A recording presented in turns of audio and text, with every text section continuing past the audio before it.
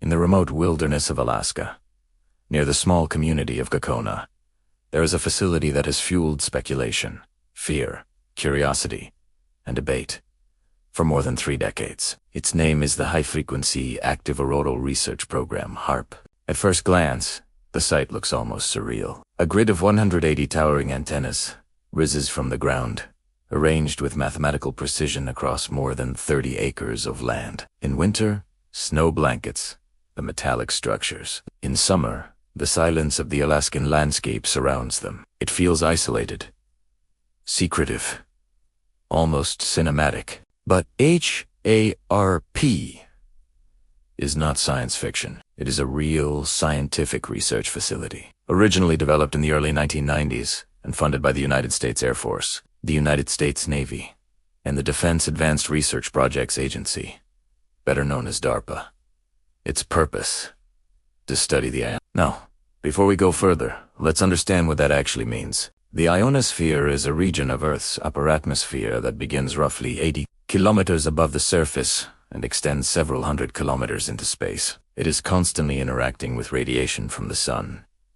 This interaction creates electrically charged particles, ions, which affect how radio waves travel across the planet. If you've ever used GPS, shortwave radio, satellite communication, or even relied on military communication systems, you've benefited from the behavior of the ionosphere. But here's the challenge.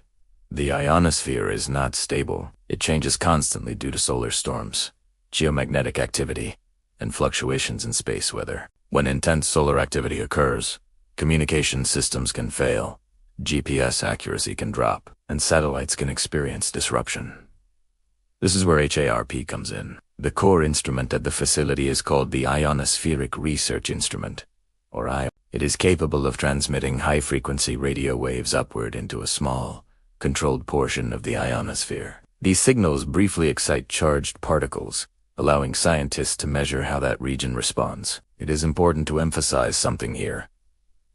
HAARP does not heat the sky in a destructive way. The energy transmitted is focused and temporary, and compared to natural solar radiation, it is extremely small. The changes created are localized and short-lived. Researchers use the data collected to better understand how the ionosphere behaves, which can improve communication systems, navigation reliability, and our understanding of space weather. In other words, HAARP studies how the upper atmosphere works. So how did a scientific research facility turn into one of the most controversial projects on Earth? Almost from the moment HAARP became public knowledge, speculation began. Some claimed it was capable of controlling the weather.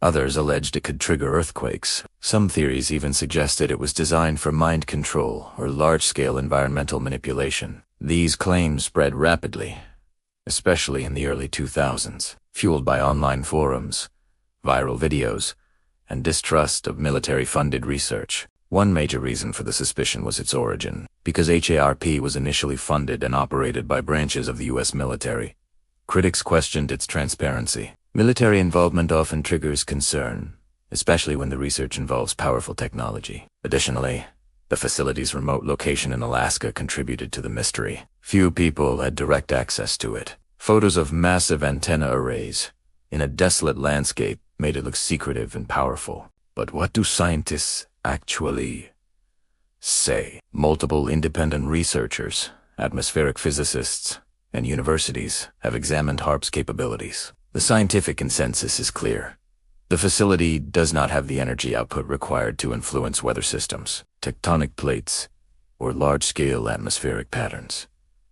Weather occurs in the troposphere, the lowest layer of the atmosphere, while HAARP operates in the ionosphere, far above where clouds, storms, and climate systems form. Earthquakes originate deep within Earth's crust, driven by tectonic forces involving massive amounts of energy. HAARP's transmitted radio waves do not interact with geological fault lines.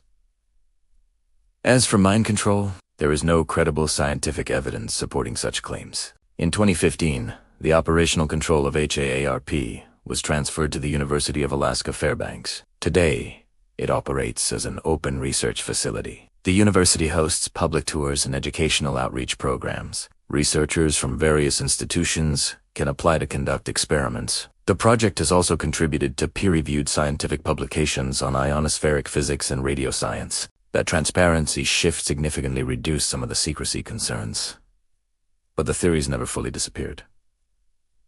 Why? Because HAARP represents something larger than itself. It represents the intersection of advanced technology, government involvement, and limited public understanding. When people see something powerful that they don't fully understand, speculation fills the gap. And in the age of the internet, speculation spreads faster than data. In recent years, during major geomagnetic storms that caused widespread auroras visible far beyond polar regions, social media posts once again blamed fact-checking organizations and space weather experts clarified that those auroras were caused by intense solar activity, not artificial manipulation. The sun alone produces energy on a scale that dwarfs anything humans can generate in an atmospheric experiment.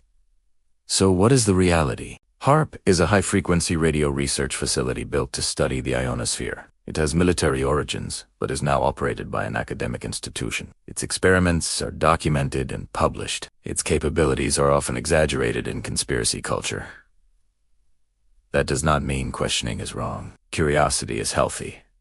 Skepticism is important. Scientific facilities funded by governments should be examined and understood, but understanding requires evidence. And when we look at the evidence, the peer-reviewed research, the physics involved, the energy scales, and the atmospheric science, the extraordinary claims simply do not hold up. The true story of HAARP is not one of secret weather weapons. It is a story about how science, secrecy, fear, and imagination can combine to create one of the most persistent technological myths of modern times. And maybe that's the real unspoken reality. If you found this deep dive informative, thought-provoking, or eye-opening, make sure to subscribe to Unspoken Reality, like this video, and leave a comment below. Do you think HAARP was misunderstood from the beginning?